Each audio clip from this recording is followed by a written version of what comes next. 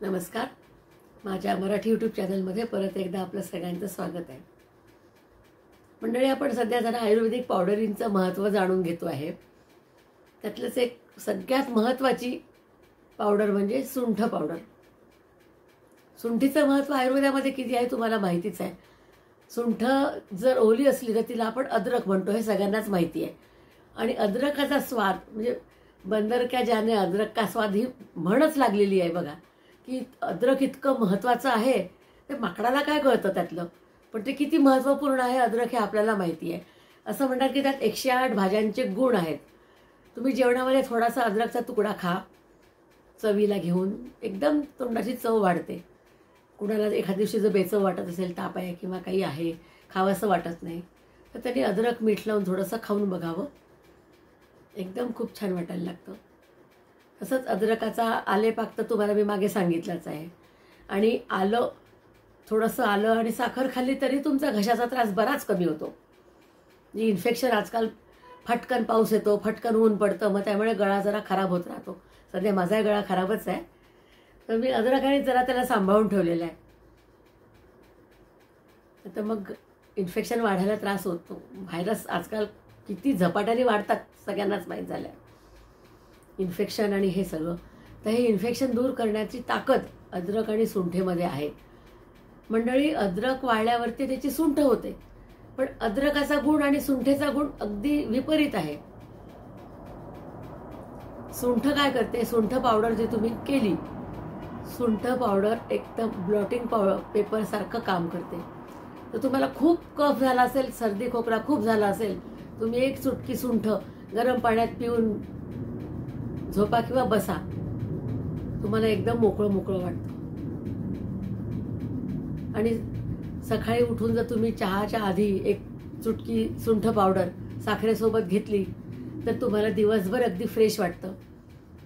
कारण काय असतं, त्यांनी पित्त एकदम थांबून जातं. रात्रभरात जी झोपून आपण आतमध्ये आपल्या जी काय हलचल मचलेली असते, त्याच्यामुळे आपल्या बॉडीमध्ये असं होतं की आता झोपू का, उठू, काय करू, काही वेळेस स्त्रियांना असं होतं. पण घड्याळ तिला थांबू देत नाही. मग ती काय करते, एक कप चहा ठेवते गॅसवर आणि सुंठ पावडरचा डबा घेऊन एक चमचा, त्यातली छोटा चमचा, अगदी छोटा, अगदी चहापेक्षा छोटा चमचा, त्या चमच्याने किंवा एक चुटकी म्हणा तुम्ही, आणि थोडी त्याच्यात साखर टाकून खायचं, म्हणजे मग तिखट लागत नाही. आणि मग त्याच्यावर तुम्ही चहा प्या की तुमच्या पोटातली सगळी गडबड गायब. पोटातला गॅस असेल किंवा काय असेल ते सगळं गायब होऊन जातं, गुडगुड बिडबुड, आणि एकदम पोट शांत वाटतं, घसा शांत होतो, गळा एकदम क्लिअर वाटायला लागतो. आणि मग ते कारण काय, जिथे जिथे पाण्याचा अंश आहे त्याला ती सुंठ पावडर जी आहे ती ओढून घेते आणि ड्राय करते. स्वतः तर ड्राय असतेच, पण आपल्या जिथे जास्त पाणी जमलंय त्याला पण ती ड्राय करते, त्या ग्रंथींना. मग त्यामुळे आपल्याला फ्रेश वाटायला लागतं. इतकं महत्त्व आहे बघा सुंठीचं. आणि एखाद्या कुणा म्हाताऱ्या बाईला वगैरे खूप पित्ताचा त्रास होत असेल, उठवत नसेल, तेव्हा सुंठ पावडर घ्यायची, त्यात थोडं मीठ टाकायचं आणि ती पाण्याने थोडीशी गोळी करून गॅसवर भाजायची. ती गोळी तोंडात ठेवली, 5 मिनिटाच्या आत त्या बाईला सुंठेचा इफेक्ट होऊन तिला एकदम पित्ताचा त्रास कमी होतो आणि मळमळ वगैरे सगळं थांबून जातं. ॲलोपॅथिक गोळ्या घ्यायचं कामच नाही. आणि हे सगळे घरातले वैद्यच आहेत आपले. हळद म्हणा, सुंठ म्हणा, काळं जिरं म्हणा, अद्रक म्हणा. आता बाजूने थोडीशी काळी मिऱ्याची पावडर पण येणार आहे, कारण ती पण म्हणेल की मला तुम्ही का नाही बोलावलं तुमच्या मीटिंगमध्ये, तर आपण ती उद्या घेऊ. आज सुंठ पावडर आपण बोललो आहे. सुंठ पावडरचं महत्त्व तुम्हाला सांगितलंच आहे. सुंठ पावडर पुन्हा चाट मसालामध्ये वापरतात, पाणीपुरीत वापरतात. एखादी चिंचेची चटणी आपण करतो तेव्हा त्यात थोडी सुंठ पावडर टाकायची, तर त्याच्यामुळे आपल्याला खोकला येत नाही बघा.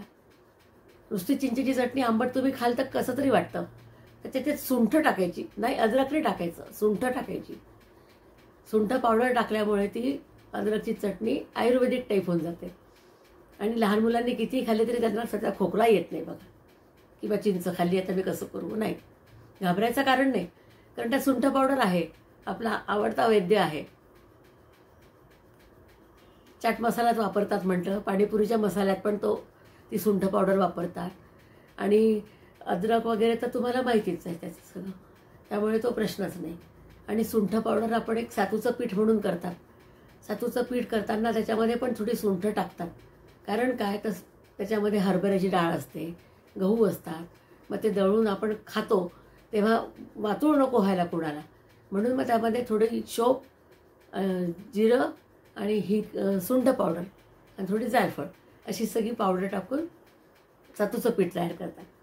त्याच्यात पण सुंठ पावडर अगदी आवश्यक असते. आपण विसरू शकत नाही की सुंठ पावडर कुठे. आणि सगळ्यात अगदी महत्त्वाचा टप्पा तर मी विसरलीच. चहाचा मसाला जेव्हा आपण करतो, चहाच्या मसाल्यामध्ये महत्त्वाचा घटक असतो सुंठ पावडर. कारण दिवाळी चालू झाली की थंडीचे दिवस चालू होतात, सर्दी खोकला चालू होतो सगळ्यांना. मग छान दिवाळीच्या दिवसांमध्ये मस्त सकाळी सकाळी चहाचा मसाला टाकून केलेला चहा किती सुंदर लागतो. त्यामध्ये सुंठ पावडर सगळ्यात मस्ट आहे. सुंठ पावडर नंतर मग कमी कमी करत करत त्याच्यामध्ये विलायची, जायफळ, काळे मिरे, लवंग टाकून, दालचिनी सगळ्या पावडरी टाकून चहाचा मसाला तयार होतो.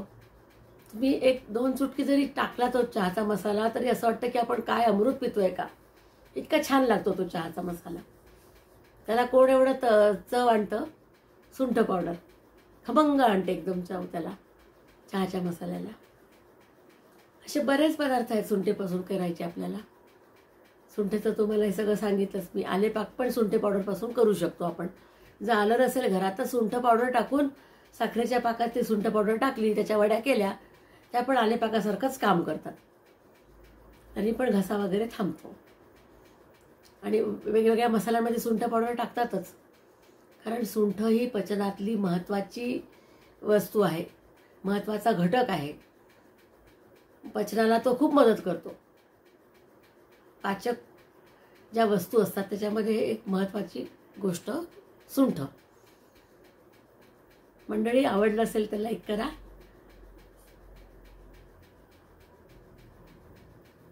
नमस्कार. माझं बोलणं मी इथेच थांबवते. सबस्क्राईब करायला विसरू नका. नमस्कार.